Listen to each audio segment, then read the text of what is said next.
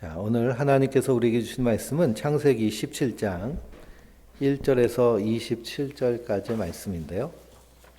1절부터 11절까지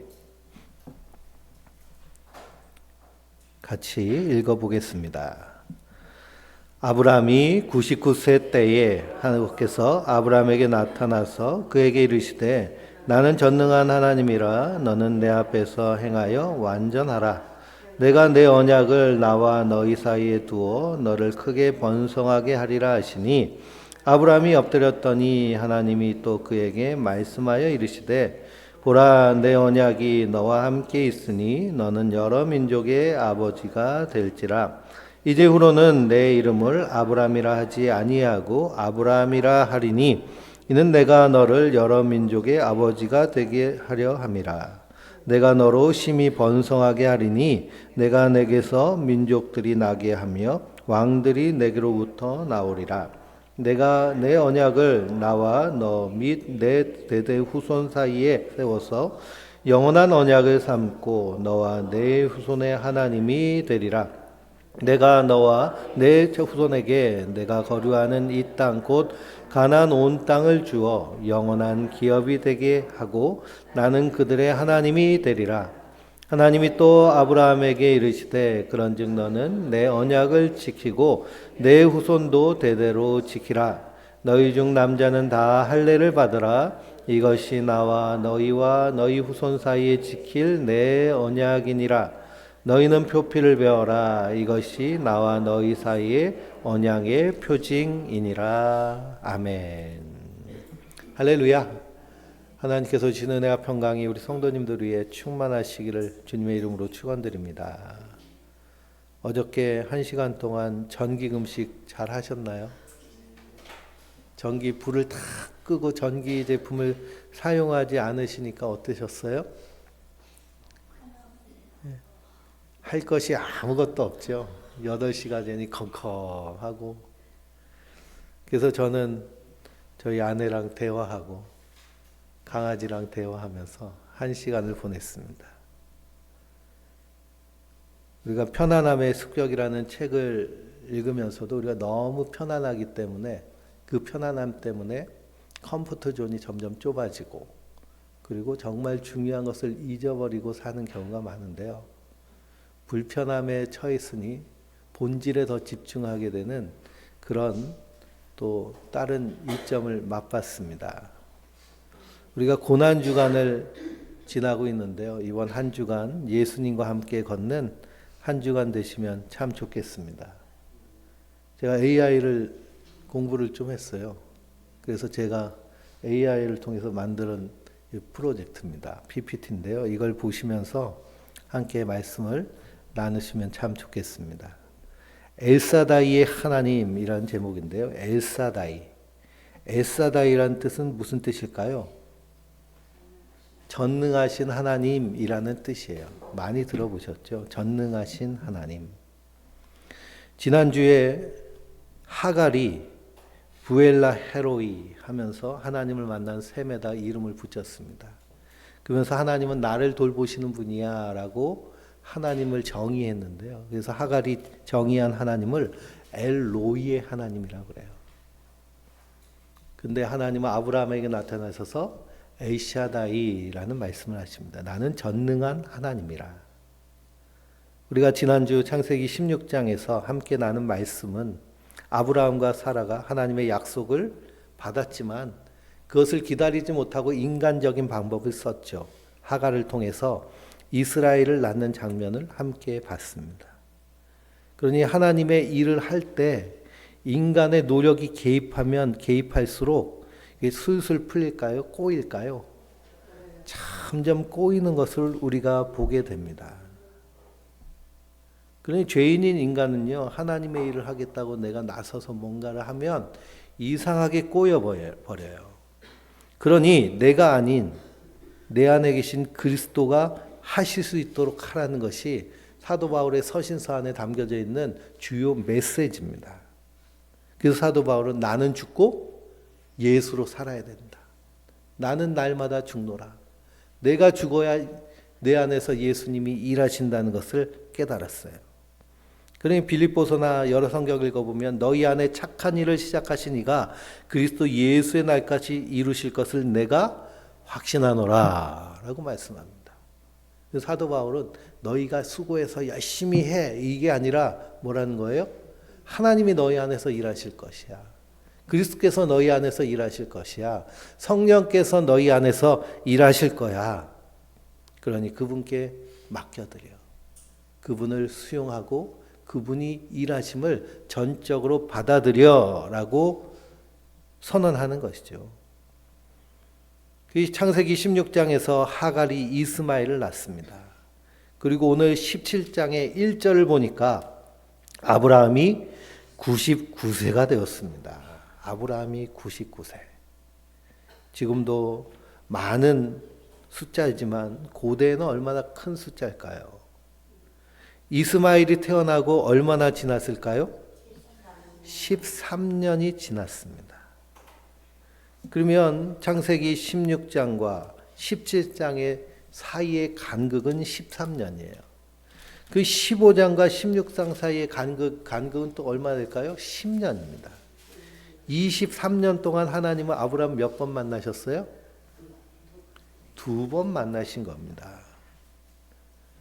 그러니 13년 만에 하나님이 나타나셔서 가장 먼저 하신 말씀이 뭐예요? 나는 전능한 하나님이라 너는 내 앞에서 행하여 완전하라 라고 하십니다. 나는 엘사다이의 하나님이다. 13년 만에 나타나셔서 우리 성도님들 누군가 아주 과거에 내 인생길을 인도했던 그런 멘토 같은 분이 13년 만에 나타나서 나는 나는 전능하니 너는 내 앞에서 내가 하라는 대로 해. 그러면 그게 받아들여질까요? 그렇지 않죠. 인간에게 있어서 그 시간이라는 것은 엄청난 긴 시간입니다.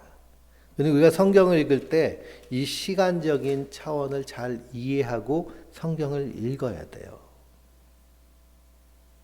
하나님은 자기를 표현하실 때 전능하다라는 표현을 하셨습니다. 엘사다이, 사다이. 근데 전능하신 하나님 하면 우리는 어떤 그림이 그려질까요? 전능하신 하나님. 모든 것을 다 하시고 모든 것을 할 수 있는 하나님. 그러니까 내가 하나님께 잘 모여가지고 하나님께 그냥 이쁘게 보이기만 하면 하나님은 다 나를 위해서 뭔가를 해주실 거야. 마치 도깨비 방망이처럼 램프의 요점처럼 금 나와라 뚝딱 은 나와라 뚝딱. 하나님은 전능하시니까 내가 원하는 것 다 해주실 거야. 사업 좀 잘 되게 해주세요. 취직 좀 잘 되게 해주세요. 건강 좀 지켜주세요. 이렇게 해주세요. 이렇게 전능하신 하나님을 많이들 오해합니다. 그럼 왜 이렇게 오해를 할까요? 우리는요, 어렸을 때부터 이 세상을 살면서 쌓아온 체계가 있습니다. 그것이 뭐냐? 우린 자본주의에 살기 때문에 보상 체계라는 것이 쌓여져 있어요. 어렸을 때부터 내가 엄마에게, 아빠에게 무언가 착한 일을 하고 엄마, 아빠가 좋아하는 일을 하면 엄마, 아빠가 기뻐하면서 내게 뭔가 보상을 주는 것을 끊임없이 받아왔습니다. 그게 학교에 가면 또 더 강화되죠. 학교에서 열심히 공부해서 성적이 좋으면 뭘 줘요? 상을 줘요. 상만 주는 게 아니라 선생님이 더 편애하고 이뻐해줘요. 뿐만 아니라 애들이 어때요? 막 부러워가지고 막 나도 쟤처럼 됐으면 좋겠다. 막. 그러니까 어깨뽕이 팍 올라가가지고 그 뇌 속에 뭐가 꽉 자리 잡힐까요? 그 보상 체계가 꽉 자리 잡힙니다. 그리고 사회에 나가요. 사회에 나가서 일을 하면 일을 열심히 잘해서 성과를 내면 월급을 많이 주고 보상도 주고. 근데 일을 잘 못하면 어떻게 해요? 처음에는 눈치 두다가 그 다음에는 점점 일감이 줄어들다가 그 다음에는 그냥 그 조직에서 쫓겨나는 비극을 겪게 됩니다. 그러면서 우리 안에서 이 보상 체계에 대한 생각이 뇌 가운데 꽉 차 있어요. 그러니까 우리는 기본적으로 머릿속에 뭐가 장착되어 있을까요? 보상 체계가 장착되어 있어요. 식당에 가가지고 돈을 내면 음식을 잘 내줘야 돼요. 내가 준 돈에 비해서 음식이 현찮으면 어떻게 해요? 막 악플을 남기고 막 크레임을 걸고 그렇습니다. 그러니 우리 뇌는 이 반복적으로 입력된 것이 가득 차게 돼요. 유튜브도 마찬가지잖아요. 하나 보기 시작하면 계속 가져오고 그래서 채널 안에 그냥 그 얘기로 꽉 차버립니다. 그러니 예전에 무한도전을 제가 되게 재밌게 봤거든요. 그걸 또 옛날 걸 5분짜리로 끊어가지고 올린 것들이 있어요. 그래서 무한도전 옛날 거 또 봐도 재밌더라고요. 그래서 하나 둘 보기 시작하면 채널에 그걸로 꽉 찹니다. 우리 뇌도 동일하게 반응을 해요. AI가 내가 이걸 좋아한다고 학습했기 때문에 그것으로 꽉 차는 것처럼 우리 뇌도 내가 무엇을 계속 생각하고 되새기느냐에 따라서 우리 뇌가 그것으로 꽉 차게 됩니다. 그러니 하나님을 향해서도 보상체계의 방식으로 하나님을 생각하게 되면 하나님은 내 소원을 들어주시는 분이야. 내 기도를 들어주시고 응답해 주시는 분이야 라고 하는 보상체계로 하나님을 보게 됩니다. 근데 하나님 그러신 분일까요? 그런 분이 아니시라는 거예요. 오늘 말씀에서 하나님이 전능하시다라고 할 때 그 전능은 무엇이냐 하면 하나님의 언약을 이루어내시는데 전능하시다는 거예요. 하나님의 언약을 이루어내는데 전능하시다는 것이 전능의 핵심인데 내 소원을 채우는 전능으로 자꾸만 우리가 착각하고 오해를 해요. 그러니 기도도 그런 식으로, 봉사도 그런 식으로, 헌금도 그런 식으로 돼버리는 거죠. 그러나 하나님은 하나님 자신이 세우신 언약을 이루시는데 전능하십니다. 얼마나 전능하시는지요. 아브라함을 너무 잘 아세요, 하나님은. 그러니 아브라함이 가나안 땅에 온 지 10년이 됐을 때 하나님이 하늘의 별과 같이 해주겠다라고 했는데 그러면 하나님이 알아서 해주셔야 될 거 아니에요, 그렇죠? 근데 기다려도 소식이 없어요. 그래서 어떻게 했어요? 하갈을 데려다가 이스마엘을 낳게 했습니다. 그리고 또 13년이 지나죠. 심리학에요 이런 연구가 있는데 사람이 목표를 향해 기다릴 수 있는 심리적인 한계가 있다는 연구를 했습니다.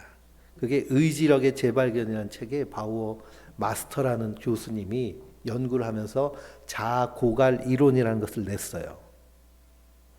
그건 뭐냐면 우리가 기다릴 수 있는 심리적 한계가 있다는 거죠. 기다리다 보면 뭐가 생길까요? 불안감이 생겨요. 그리고 무기력이 와요. 그래서 사람은 그 불안을 해소하기 위해 뭔가 내가 해야 된다고 하는 강박이 생겨요. 그러니까 기다리지 못하고 막 못 참는 이유는 뭘까요? 내가 뭔가를 해야 된다는 강박이 우리 안에서 꽉 찬 겁니다. 그 상태의 뇌를 찍어보면요. 편도체가 막 불안하고 전두피질을 활동을 하지 않아요. 그러니까 뭔가를 하면 할수록 어떻게 될까요? 일이 꼬이고 문제가 생깁니다. 아브라함이 딱 그 상태예요. 하늘의 별처럼 많은 후손을 주시겠다고 하셨는데 10년이 지나도 감감무소식. 그래서 하갈은 또 인간적인 방법을 통해서 이스마엘을 낳고 아브라함은 그것을 덥석 수용하고 왜 이렇게 됐을까? 기다림이 너무 힘들기 때문에 그렇습니다. 인내하지 못했기 때문이죠. 그래서 지난주에 믿음의 반대말은 뭐라고 말씀드렸어요? 기다림이라고 했어요. 믿음의 반대말은 기다림. 아브라함이 나이가 99세가 될 때까지. 아브라함은 기다리지 못했지만 누군 기다리셨어요? 하나님은 기다리셨어요. 우리의 믿음도요, 기다림의 연속입니다. 우리는 언제까지 기다리는 자들일까요? 예수님이 다시 오실 때까지. 그러나 내 호흡이 끝날 때까지 하나님은 기다리세요. 그때부터는 하나님의 시간입니다. 왜냐? 그때 내가 뭐 할 수 있는 게 있어요? 호흡이 멈췄는데요. 심장이 뛰지 않는데요. 뇌가 더 이상 활동하지 않는데요. 나는 할 수 없어요. 그러나 누가 하시나요? 하나님은 하십니다. 그러니 아브라함이 99세의 나이에 사라는 더 이상 아이를 가질 능력이 없는 그때에 하나님이 아브라함에게 나타나셨어요. 나는 전능한 하나님이라. 사라에게 아들을 주겠다. 심지어 이름까지 정해주셨어요. 그 이름을 이삭이라 하라. 아브라함의 입장에서는 어땠을까요? 황당하죠. 오늘 말씀해 보면 17절에 아브라함이 엎드려 웃으며 마음속으로 이르되 100세 된 사람이 어찌 자식을 낳을 수 있을까 그럽니다. 사라도 웃었어요. 그래서 이삭이라는 이름의 뜻이 뭘까요? 웃음이라는 뜻이에요. 근데 이 웃음은 단순한 비웃음이 아닙니다. 아브라함과 사라가요, 하나님을 믿지 않은 것이 아니에요. 근데 그의 방어 기제로 나온 것입니다. 심리학적으로 보면 이건 방어 기제예요. 어떤 방어 기제가 나와 있는 웃음으로 드러나느냐 하면 내가 해야 되는데요. 머리가 남아 있는 거예요. 내가 해야 되는데 하나님이 뭐 아들 주신다고 내가 해야 되는데 뭔 수로? 사라는 또 뭔 수로? 내가 해야 되는데 이게 머릿속에 아직도 남아 있는 겁니다. 근데 아브라함만 그럴까요? 우리도 마찬가지. 내가 해야 되는데 이거 내가 해야 되는데 뭔 수로? 나는 이렇게 별볼이 없고 다 끝나 보이고 아브라함보다 낫죠. 그렇죠? 99세 아브라함보다는 나아 보일 수도 있습니다. 근데 하나님 뭐라고 하세요? 나는 전능한 하나님이라 라고 하십니다. 그래서 아브라함에게 명령을 하나 하세요. 뭘 행하라고 하세요? 할례를 행하라고 하십니다. 할례가 뭔지 잘 아시죠? 우리나라에서는 포경수술이라는 걸 하잖아요. 그거는 이 할례를 빙자한 외과 의사 선생님들의 사기 행각입니다. 남자아이들 다 포경수술하면 그 수술비가 만만치 않거든요. 위생을 위해서 하는 경우가 대부분입니다. 그러나 하나님께서 아브라함에게 할례를 행해라라고 명령한 이유는 무엇이냐 하면 사람의 혈통과 능력으로 이어지는 것을 끊는다는 것을 의미해요. 그게 사람의 능력이 아니라 하나님이 일하신다는 거예요. 그래서 하나님의 언약의 자녀는 사람의 방법으로 만들어지는 것이 아니라 오직 하나님의 능력으로만 되는 줄 믿습니다. 이걸 몸의 색이라는 거예요. 그 요한복음 3장에도 영접하는 자, 곧 그 이름을 믿는 자들에게는 하나님의 자녀가 되는 권세를 주셨으니 이는 혈통으로나 육정으로 나지 아니고 하나님의 뜻에 따라 난 자들이니라. 그리고 우리가 믿음이 대단해서 막 십자가 붙잡고 사는 거예요? 그게 아니고 전능하신 하나님이 우리를 태초에 예정하시고 그리스도께서 우리를 구속하시고 성령께서 인치심으로 우리가 하나님의 자녀인 줄 믿습니다. 성경에 이렇게 하나님이 선언하셨기 때문에 우리는 그 믿음을 가지고 사는 거예요. 그 믿음으로 살면서 그 삶의 결이 보상 체계를 가지고 있는 사람이 인간이 아니라 하나님의 일하심을 믿는 그 뇌를 가지고 이 땅을 사는 것이 거듭남의 삶입니다. 그러기 위해서 우리가 해야 될 일들이 있겠죠.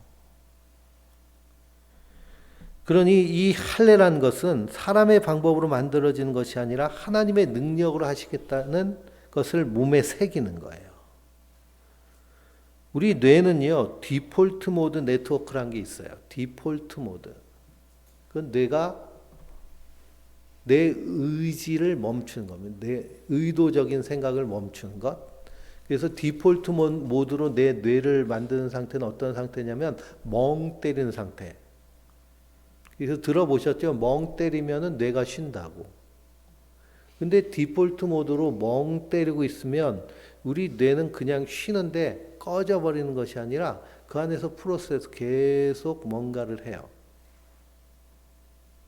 그러면 그냥 이 디폴트 상태에서 뭔가를 하는 것을 내가 잘 알아차리면 나는 어떤 존재인지를 알 수 있어요. 내가 뭔가를 해야 돼 라고 하는 강박이 계속 우리 뇌에서 프로세스 되면 나의 뇌는 어떤 뇌일까요? 이스마엘의 뇌예요. 근데 하나님이 하신다. 하나님이 일하신다. 그것이 우리 안에서 프로세스 되면 우리는 이삭의 뇌입니다. 그럼 나의 뇌는 어떤 상태일까요? 만약 이스마엘의 상태로 되면 어떻게 해야 돼요? 텔레비를 그냥 켜놨어요. 켜놨더니 채널에서 막 자기 멋대로 나오는데 거기 막 싸우고 전쟁하고 막 살인하고 하는 화면이 계속 나와요. 그러면 그 화면, 그 텔레비 자체는 완전히 부정적이고 폭력적인 걸로 꽉 차죠. 우리 뇌도 똑같습니다. 그냥 놔둘 때 그런 것이 가득 차 있다면 그러면 어떻게 해야 돼요? 우리가 리모컨을 가지고 꺼야죠. 텔레비전을 꺼야 됩니다. 그리고 다시 켜는 작업. 이것이 뭐냐? 명상하는 거예요. 우리가 호흡하며 깊이 명상하고 그 가운데서 하나님의 말씀을 묵상하고 채우고 이 작업을 계속할 때 다시 텔레비를 켜듯이 우리가 디폴트 모드로 들어갈 때 과거의 부정적인 것이 계속 재생되는 것이 아니라 무엇으로? 하나님의 말씀, 하나님의 가치. 그래서 용서, 연민, 사랑, 수용, 존중, 감사로 작동하게 되는 것. 이게 우리의 뇌의 작동이에요. 하나님 우리를 그렇게 만드셨어요. 그러니 이 디폴트 모드에서 우리가 무슨 생각을 하느냐가 그 사람의 정체성을 결정하는데 내가 뭔가 해야 돼. 내가 이루어야 돼. 내가 열심히 해야 돼. 라는 것이 깔려 있으면 이것이 이스마엘의 길이고 사람의 방법입니다. 하나님이 하신다. 하나님이 이루신다. 나는 그분께 맡긴다. 이것이 깔려 있으면 그것이 이스라엘의 길이고 할례의 정신이에요. 그래서 신명기에서는 그러므로 너희는 마음의 할례를 행하고 라고까지 말합니다. 그리고 모세는 이 할례의 율법을 마음의 할례까지 연결시켜서 얘기하는 거예요. 내가 하려는 것을 잘라내라는 거죠. 하나님이 하시도록 내어드리라는 겁니다. 심리학에서는요, 통제 환상이라는 것이 있습니다. 엘렌 랭어라는 교수님이 처음 이렇게 나온 이론인데요. 우리가 이 땅을 살면서 우연한 결과로 뭔가를 성공하거나 일이 잘 됐어요. 그럼 사람들이 착각한다는 거예요. 내 실력으로 이렇게 됐다고 착각한다는 거예요. 우연이 된 것인데. 그것이 반복이 되면 나는 지금 내 삶이나 나의 인생이나 나의 모든 상황을 통제할 수 있어 라는 착각을 하게 됩니다. 통제 환상. 그래서 모든 것을 다 통제하려고 해요. 모든 것을 통제하려고 하면 할수록 우리 몸에서는 어떤 일이 일어날까요? 다니엘 캐너먼이라는 노벨 경제학상을 타신 분이 생각에 관한 생각이라는 책을 썼는데요. 내가 했기 때문에 됐다라고 하는 이런 생각, 그래서 통제할 수 있다는 환상을 가지면 가질수록 스트레스가 올라간다고요. 스트레스가 올라가는 것을 어떻게 알 수 있느냐 하면 코르티솔 치수가 몸에서 막 올라가는 거예요. 우리 몸에서 코르티솔이 막 분비되가 되면 어떤 일이 일어날까요? 스트레스 지수가 올라가 가지고 혈압이 올라가고 그리고 혈당이 올라가고 그러면서 세포에 스트레스 호르몬이 들어가면서 세포가 이게 경직되기 시작하고 그러면서 세포가 유연하게 자기 일을 해야 되는데 일을 멈추고 그 면역 세포들이 일하지 않아서 면역력이 떨어지고 그러면서 암이나 질병들이 시작되고 코르티솔은 무서운 호르몬이거든요. 스트레스.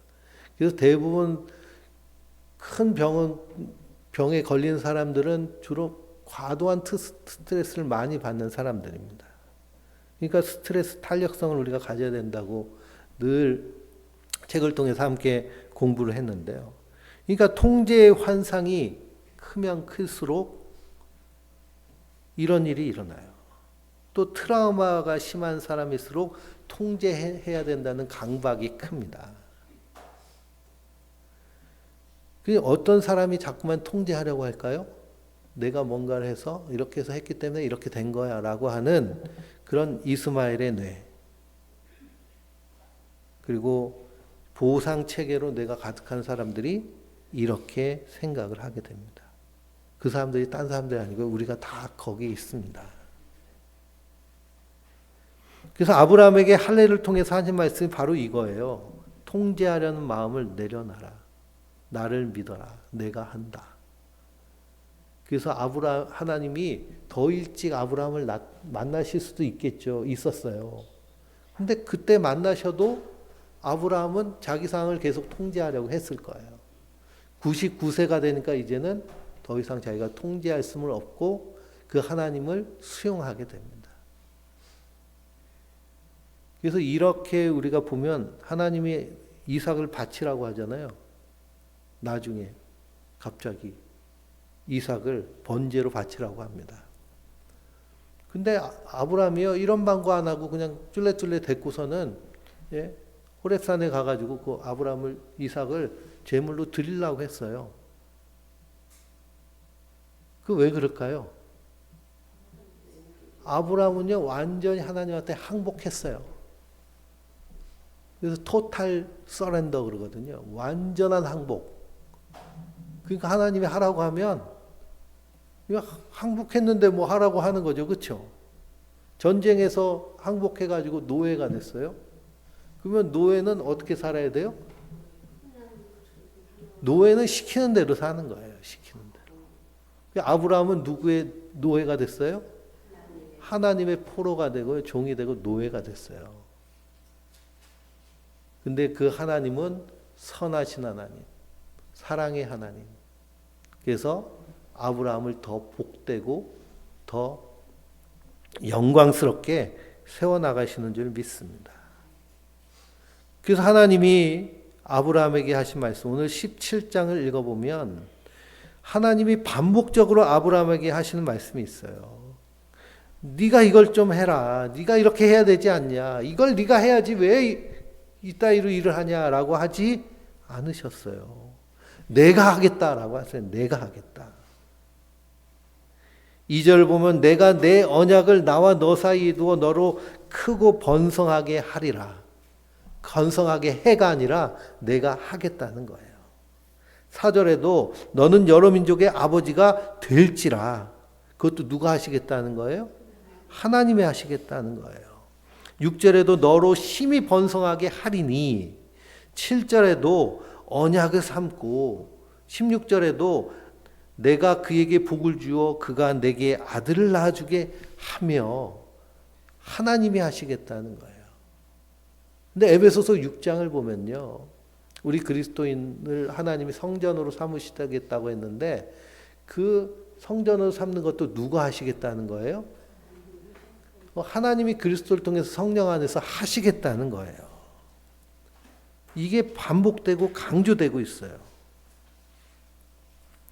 그런데 하나님이 이렇게 반복하시는 이유는 뭘까요?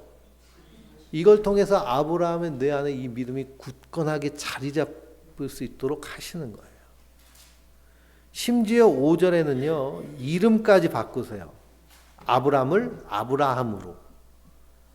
아브람이라는 이름은 존경받는 아버지라는 뭐 그런 뜻인데요. 아브라함은 만국의 아버지로.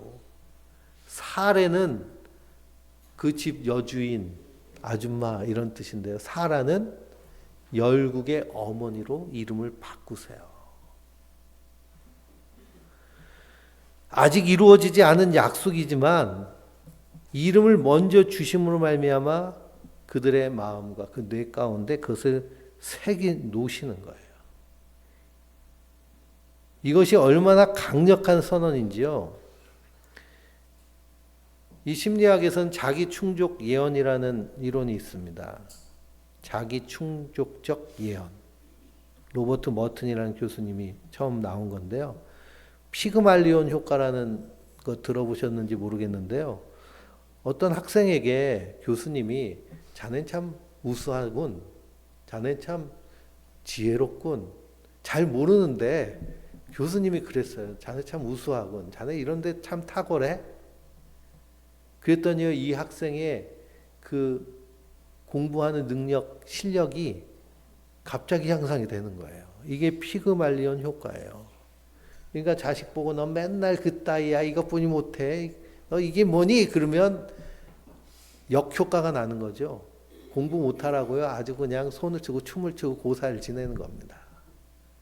근데 좀 부족해도 넌 이런 부분에 탁월해. 너 이거 훌륭해. 야 대단하다. 이게 뭐와 연결돼 있어요? 존중과 연결돼 있잖아요. 자기 존중 훈련에서 핵심은 뭐예요? 내가 잘하는 것을 내가 발견하고 인정하고 그리고 칭찬하는 거예요. 가족들끼리 존중하는 훈련 뭘까요? 그 가족 자녀들의 훌륭한 것, 타고난 걸 발견하고 인정하고 칭찬해 주는 거예요. 우린 자녀들이 다 훌륭하게 자라기를 원하잖아요. 그러면서 야, 넌 뭐 그 모양이니? 넌 이게 문제야? 이건 뭐예요? 자녀들한테? 예, 그냥 칼로 푹푹 찌르는 겁니다. 그건 절대로 잘할 수가 없어요. 그래서 자기 충족적 예언, 피고말리온 효과라고 그러는데요. 그래서 거기서 나온 것이 마인드셋이라는 이론입니다.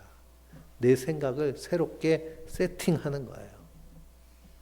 내가 한다, 내가 한다, 내가 한다. 하나님 계속 말씀하시잖아요. 그래서 제가 우리 유튜브 채널에 엘사다이의 하나님을 만나는 숨기도, 계속 명상이라는 단어를 계속 썼더니 너무 그래가지고 숨기도로 좀 바꿔봤습니다. 숨기도, 호흡하면서 기도하는 이 내용을 좀 담았습니다. 한번 같이 해보시면 참 도움이 되실 거예요.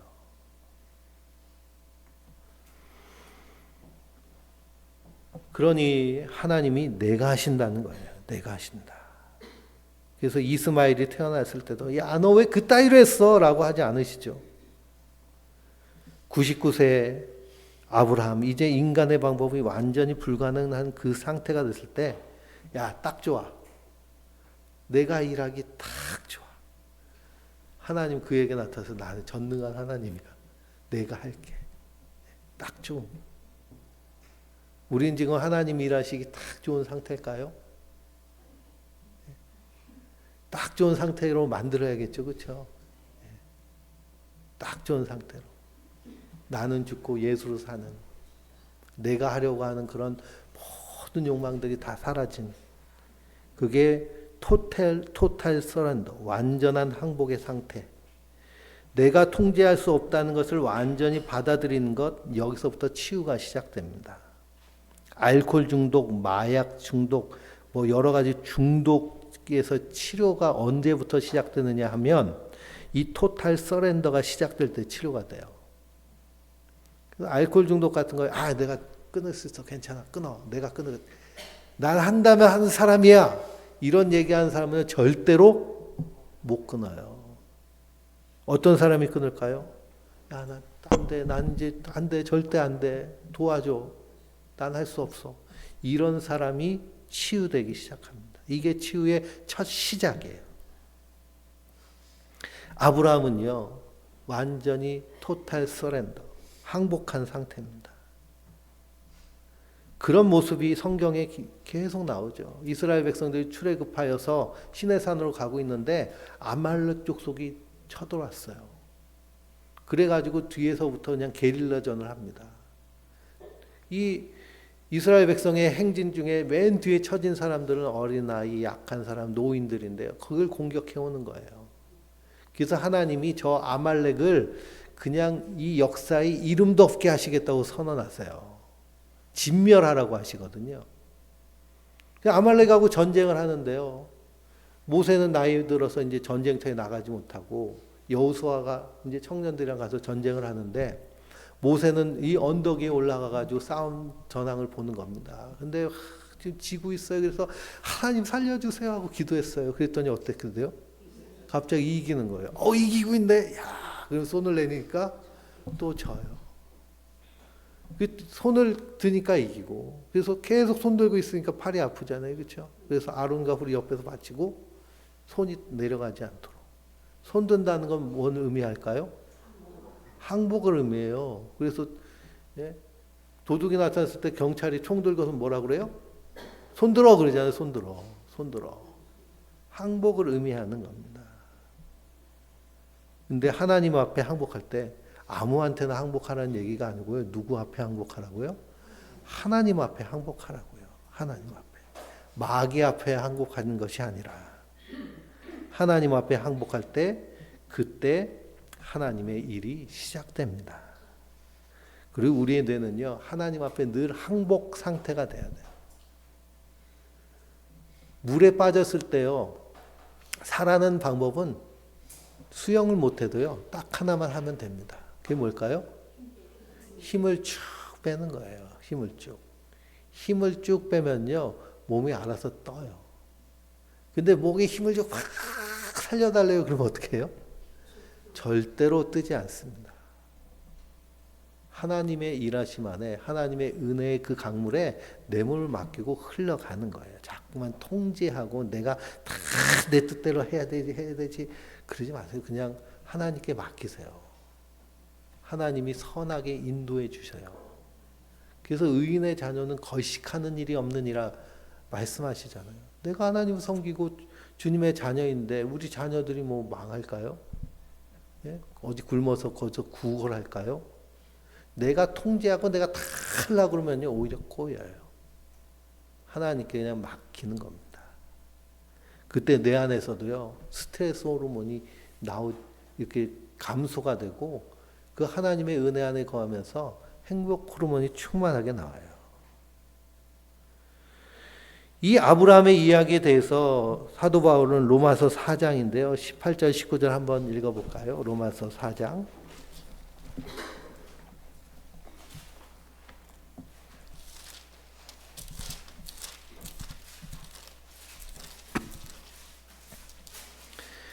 18절, 19절을 한번 읽어보겠습니다.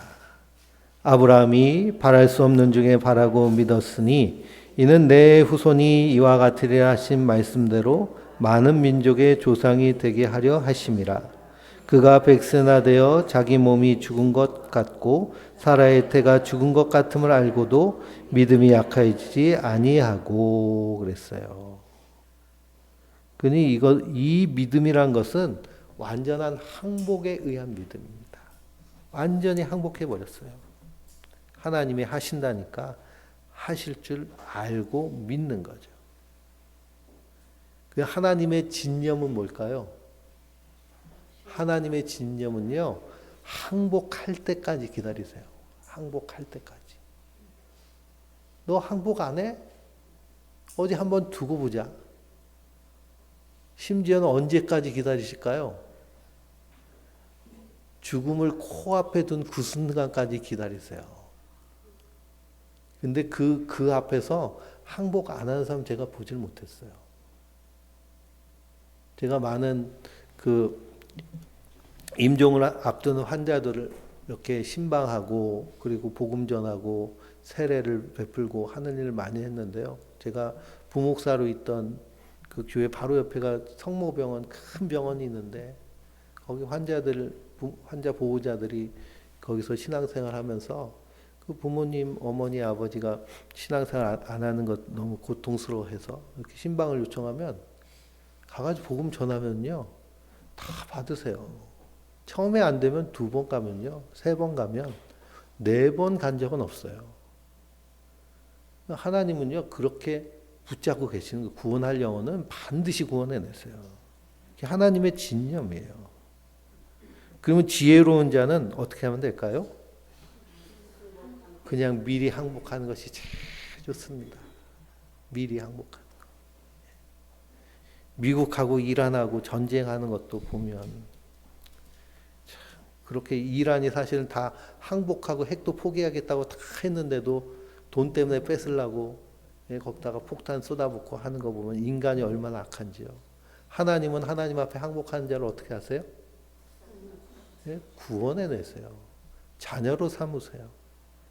우리 십자가 앞에 항복한 자들이잖아요.